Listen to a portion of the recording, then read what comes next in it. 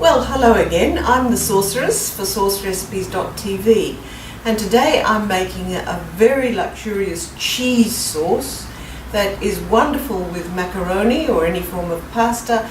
Also makes a splendid cauliflower cheese, can be served on all sorts of vegetables like broccoli or potato, and would also go very well with fish.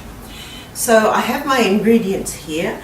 It's going to start off a bit like a regular white sauce and then with cheese added, but I'm also adding the extra luxurious ingredients of egg yolks and cream.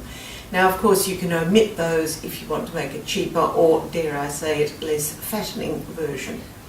So what I have here is butter and flour and milk, and that's to make the roux for the basic white sauce that this is founded upon.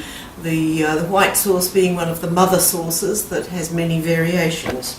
I have egg yolks and cream, I have salt, pepper and nutmeg for seasoning, and a nice quantity of finely grated cheese.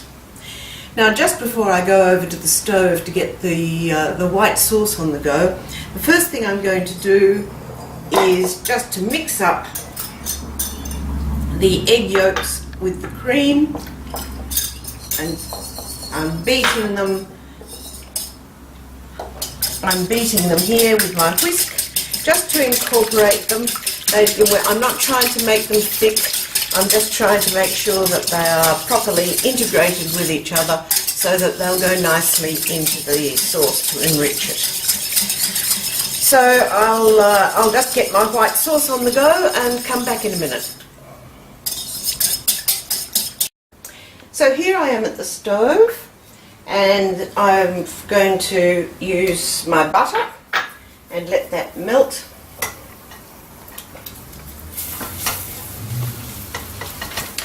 And then I'm going to add an equal quantity of flour. I'm not talking measurements here. All the measurements for all the ingredients are on the website, which will be at the bottom of this video.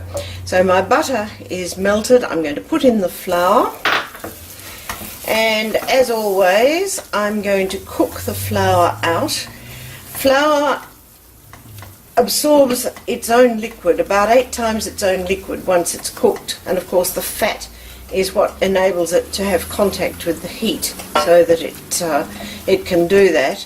But if you don't cook the flour right down, it will go lumpy when you put your liquid in, so it's very important to facilitate that. This is going to take about 2 minutes of making sure the flour is cooked, so I'll come back when that's done. Now my flour is cooked, I'm going to put in some of the milk and stir it to make sure that it doesn't have lumps. And I'll add a little bit more, I'm using cold milk. If you had warmed the milk you could put it in all at once, but with cold milk it's safer to put it in a little at a time and stir it in gradual installments. So as you see now, the sauce is now beginning to get thick with the flour absorbing all that liquid, and I'm going to add some more at this point.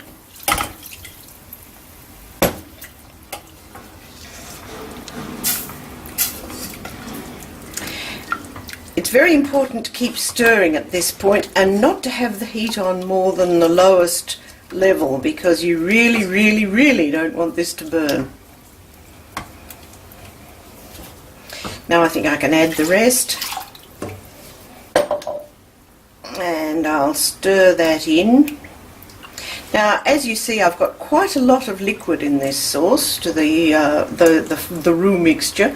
That's because this is going to be quite a lot of sauce, and it's going to be thickened very much by the eggs and cream and by the cheese when I put that in at the last minute.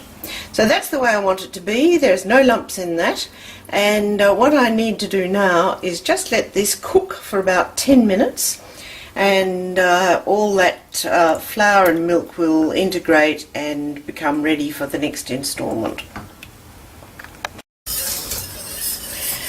Well, I've been simmering this for about 10 minutes. I've changed to a whisk because I need to keep this on the move all the time. As you see, it's thickening up, and it is effectively becoming a custard. Now at this point I'm going to add a little bit of pepper and a little bit of nutmeg, and I'll just taste that. See the consistency of that? That's good. I'm not adding salt just yet because I want to wait until I've added the cheese, because cheese has an awful lot of salt and you can easily overdo it if you put salt in as well. I'm going to now add the cream and egg mixture.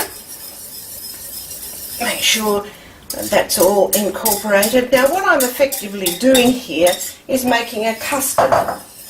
If you were to add sugar and vanilla to that, you would have something that looks very like dessert. But I'm not going to do that. I am making this a savoury dish, and I just want to stir this in for a second or two. And then I'm going to bring over my cheese.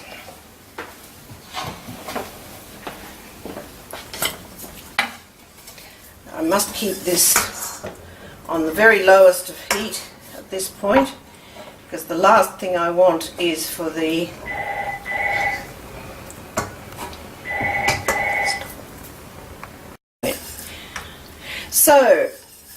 the phone rang just then, so we had a bit of an interruption, but during that time the cheese has incorporated into the sauce, and you can see what a lovely consistency that is. It's still able to be poured, but it's got that lovely thick consistency, and I have tasted it and I can tell you that it is delicious. I didn't need to add any more salt to that.